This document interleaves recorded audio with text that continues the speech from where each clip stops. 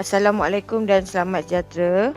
Okey, pada kali ini saya nak terangkan bagaimana kita nak menanda kertas exam yang telah diupload oleh pelajar-pelajar mengikut subjek dalam Google Classroom. First, kita kena masuk dalam ada 5 iaitu laman web MOE. Okey, kita pergi terus dekat bahagian aktiviti dan seterusnya Google Classroom. Okey, kita pilih kelas yang kita dah hantar soalan exam tu. Sebelum tu saya nak ingatkan kepada guru-guru supaya mengingatkan semua pelajar-pelajar supaya menghantar jawapan dalam bentuk PDF. Tujuan kita minta pelajar menghantar dalam bentuk PDF adalah supaya dapat memudahkan guru-guru yang tak mempunyai tablet atau drawing tablet untuk menanda jawapan pelajar. Okey, guru-guru yang mempunyai tablet atau drawing tablet memang tak mempunyai sebarang masalah kalau pelajar-pelajar tu menghantar jawapan dalam bentuk image. Okey, kerana ada banyak perisian yang boleh digunakan untuk menanda jawapan yang dihantar oleh pelajar dalam bentuk image. Okey, contohnya kita boleh gunakan perisian kami ataupun kalau dekat laptop kita boleh guna pin. Okey, jadi memang tak ada masalah bagi guru-guru yang nak menanda menggunakan tablet atau drawing tablet. Tapi masalah timbul bila guru-guru yang tidak ada kemudahan drawing tablet.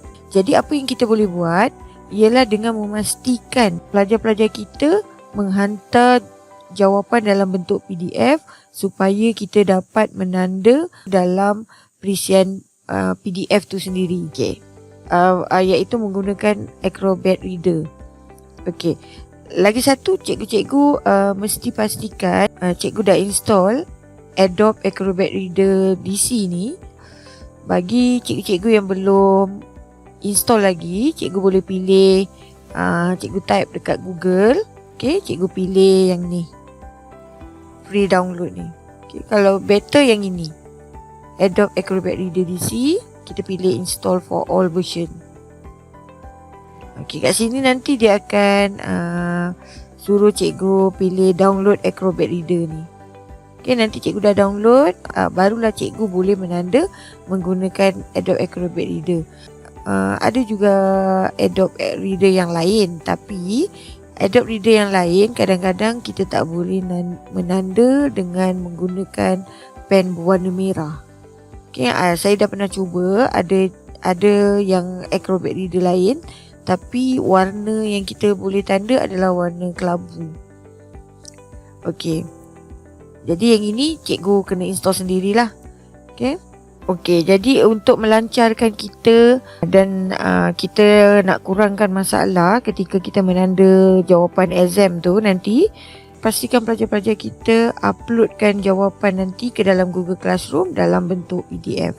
Okey, jadi nanti bila kita dapat jawapan, cuma ada 1-2 kes saja yang akan hantar dalam bentuk image, tak adalah masalah sangat. Okey, dapat jimatkan sedikitlah masa kita. Jadi kalau kita dapat semua dalam bentuk image, lepas tu kita pula tak ada drawing tablet, itu memang satu masalah.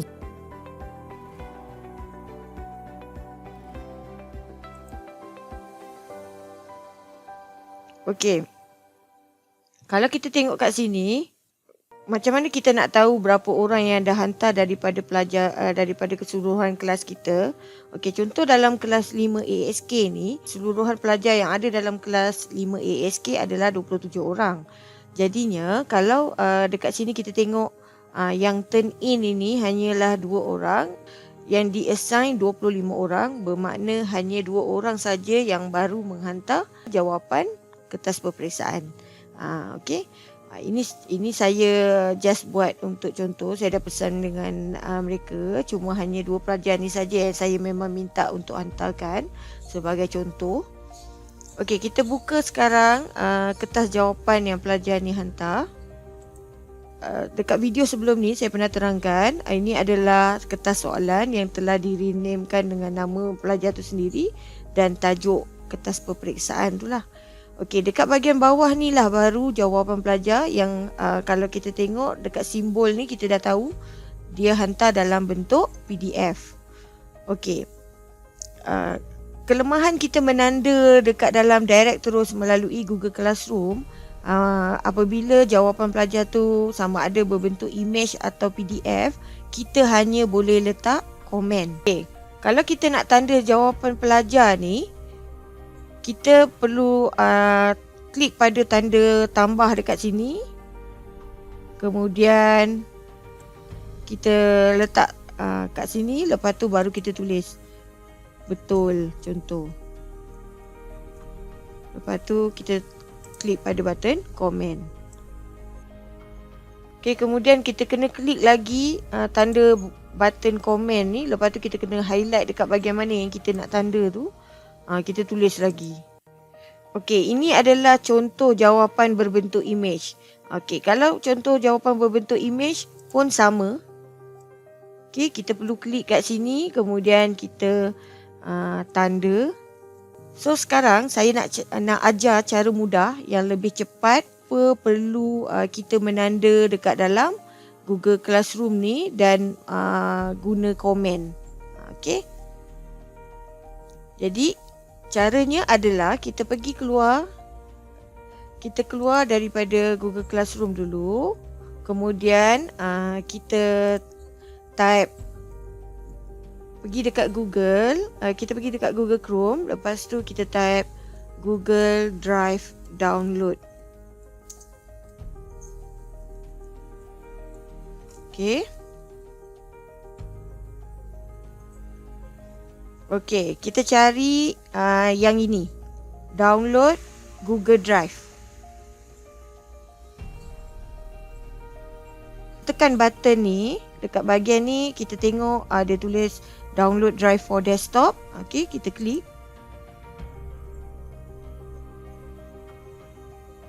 Okey, sebaik saja kita klik download drive for desktop, dia akan dia akan downloadkan untuk kita. Apabila kita dah siap download, kita perlu buka ni, kita install dulu.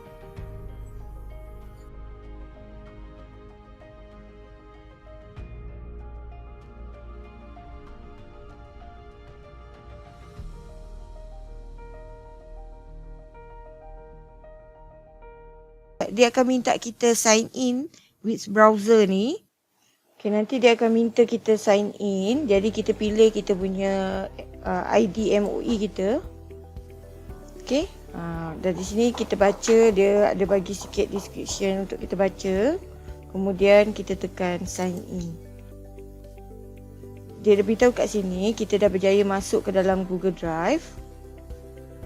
Klik button OK dekat bawah ni. Dia sedang dia beritahu kat sini juga Google Drive ni sedang download kita punya file. Sebaik saja cikgu dah download Google Drive, cikgu akan nampak, cikgu akan jumpa folder Google Drive ni nanti dekat desktop. Kalau kita baru saja download, kita akan dapat dalam bentuk folder. Kita tak akan jumpa dalam bentuk ikon macam ni. Jadi cara kita nak tukar cikgu punya ikon dekat sini. Pergi dekat properties. Nanti cikgu pilih change icon. Lepas tu cikgu akan jumpa, pilih tanda gambar ikon ni. Klik. Cikgu klik OK. Cikgu apply. Kemudian tekan lagi button OK. Cikgu akan dapat gambar Google Drive macam ni. Lepas kita dah tukar ikon, kita dah berklik dekat Google Drive ni. Dekat dalam ni kita akan klik dekat bahagian My Drive ni. Kita akan nampak folder dan file yang akan ada bentuk awan ni, bentuk cloud ni. Ini maksudnya data yang ada dekat dalam folder ni adalah berbentuk maya. Dia dekat dalam talian, dia bukan dekat dalam laptop. Dia tidak memberi efek pada kapasiti dekat laptop kita. Ini hanyalah data-data yang tersimpan secara maya, bukan yang tersimpan dekat dalam laptop kita. So dia tak efek pada laptop kita. Jadi kita pilih classroom. Okey, kita cari kelas yang kita nak tanda tu. Satu lagi, kelas saya tadi kelas 5 ASK, tapi saya tak jumpa kelas 5 ASK yang saya nak. Okey, kat sini tak ada datanya. Okey, sebenarnya kelas yang saya dah daftarkan adalah kelas 4 ASK yang ini. Bab 1 pengenalan pengatur caraan ni. Yang ini adalah kelas yang saya daftarkan semasa mereka di tingkatan 4. Okay, kalau kita tengok kat sini, kita create maklumat yang kita create tu, saya create ni adalah pada 4 hari bulan 5 2020. Jadi kalau cikgu dah daftarkan pelajar ni, cikgu forward ke depan, cuma cikgu renamekan je. Macam saya renamekan ke 5 ASK. Saya memang tak akan jumpa folder yang bernama 5 ASK dalam classroom ni. Okay, jadi jangan panik. Cikgu kena carilah satu-satu. Cikgu kena make sure, macam contoh, kalau cikgu pegang kelas tu memang daripada tahun lepas.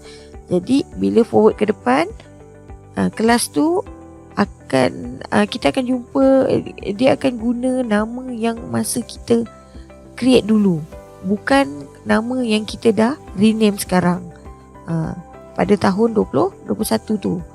Jadi kita kena tukar.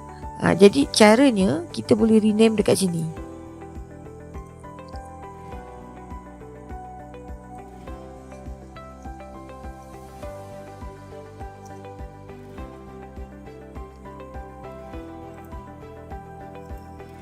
Satu lagi, kita pergilah terus dekat folder. Ini tujuan kita buat tajuk dekat kita punya soalan exam tu, supaya memudahkan kita nak cari nanti bila kita nak menanda.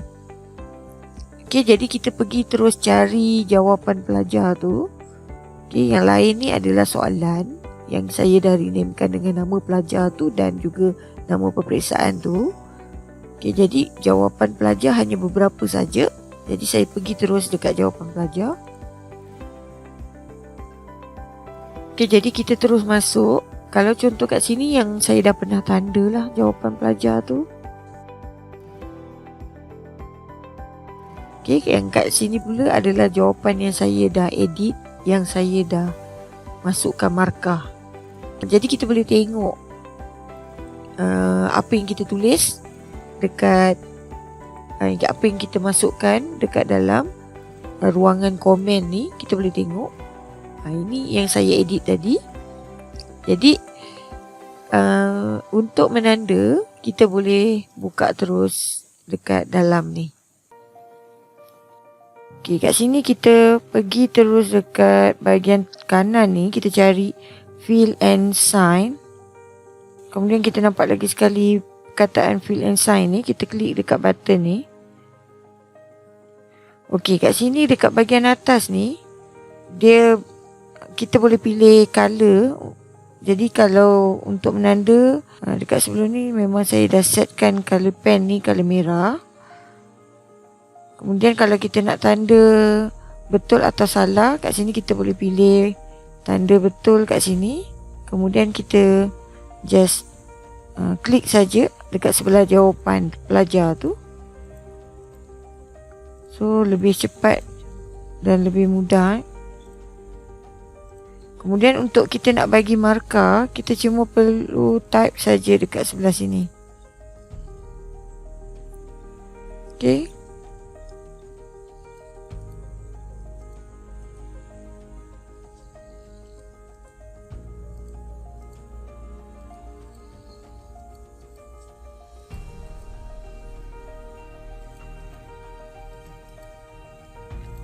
Ini alternatif lah untuk bagi guru-guru yang tak mempunyai tablet atau drawing tablet. Bolehlah menggunakan kaedah penandaan menggunakan PDF. Untuk kita berikan markah keseluruhannya, kita boleh tulis kat sini. Okay, dia ada bulatan ni tapi tak berapa bulat. So kita kena type dululah. Kalau kita nak besarkan perkataan ni pun boleh. Kalau nak kecilkan macam ni. Kemudian kita masukkan kat sini. Bila kita dah berpuas hati, kita klik button save kat sebelah sini. Okay, nanti dia akan tanya dekat folder mana yang kita nak simpan jawapan tu. Okay, jadi pastikan jawapan tu tempat yang sama dekat mana yang kita tanda. Kita klik saja folder tu. Okay. Satu lagi, pastikan kita jangan ubah apa-apa nama bagi jawapan pelajar tu. Okay, bila nanti dia tanya sama ada kita nak replace atau tidak nama file tu, kita klik button yes. Okay, kita perlu replace lah. Okay, nanti jawapan pelajar tu dah siap bertanda macam ni lah. Okay, kemudian kita boleh pergi tengok dulu dekat Google Classroom. Okay, sama ada jawapan tu dah disinkroniskan dekat dalam Google Classroom ke belum. Kita boleh tutup dulu. Kita tengok dekat Google Classroom. Kita masuk macam biasa dekat dalam kelas yang kita dah tanda jawapan peperiksaan tu. Okay, kita klik kat sini. Untuk kita buat pembetulan, kita boleh cari dari jawapan segi ayat pun yang mudah. Kita dah tanda. Okay, ni contoh jawapan yang dah berjaya ditanda. Kita bolehlah bagi markah dekat sebelah sini. Kita boleh dekat bahagian grade ni. Kemudian kita boleh bagi komen. Okay. Satu lagi, kita jangan lupa untuk tekan button return. Kalau kita tak tekan button return, nanti pelajar-pelajar tak boleh nampak jawapan yang kita dah siap tanda tu. Okay, kita klik button return. Bahagian bawah ni, pelajar tu boleh nampak markah yang dia dapat lah. Satu lagi, kalau kita nak buat pembetulan, kita keluar dulu, kita masuk semula dekat Google Drive ni. Okay, kita buka kembali jawapan pelajar tu. Okay, kat sini kita kena klik lah button file and sign tu semula. Okay, kita betulkan semula jawapan pelajar tu lah. Kalau kita nak betulkan, kalau kita ada pembetulan, jawapan tu salah ke betul ke, kita boleh betulkan kat sini. Kita delete dulu yang kita tanda sebelum ni. Kemudian kita betulkan balik yang apa yang kita nak tandakan tu. So kat sini dah selesai buat pembetulan. Kita klik semula button save. Okay, pastikan kita klik tempat folder yang sama lah. Save dekat tempat folder yang sama. Sama macam tadi, kita save dan replace. So kat sini kita boleh nampak jawapan tu dah dibetulkan. Jadi kita masukkan semula markah tu. Okay, untuk kita nak bagi komen ni, saya nak ingatkan jangan lupa untuk tekan button post. So lepas kita dah bagi grade dan juga bagi komen kat bawah ni, kalau kita tak nak bagi komen pun tak ada masalah. Yang penting grading dekat bahagian grading pemakahan ni kita kena buat lah. So dekat bahagian atas, bila kita dah buat pembetulan, pastikan kita klik semula button return. Okay, selagi kita tak tekan button return, markah dan hasil penandaan tadi tu, pelajar masih tak boleh nampak lah selagi kita tak tekan button return. Bila kita dah tekan saja button return, so pelajar-pelajar tu boleh nampak lah apa yang kita dah tanda. Okay, itu saja penerangan dari saya tentang bagaimana kita nak menanda jawapan pelajar yang berbentuk PDF. Itu saja. Assalamualaikum dan selamat sejahtera.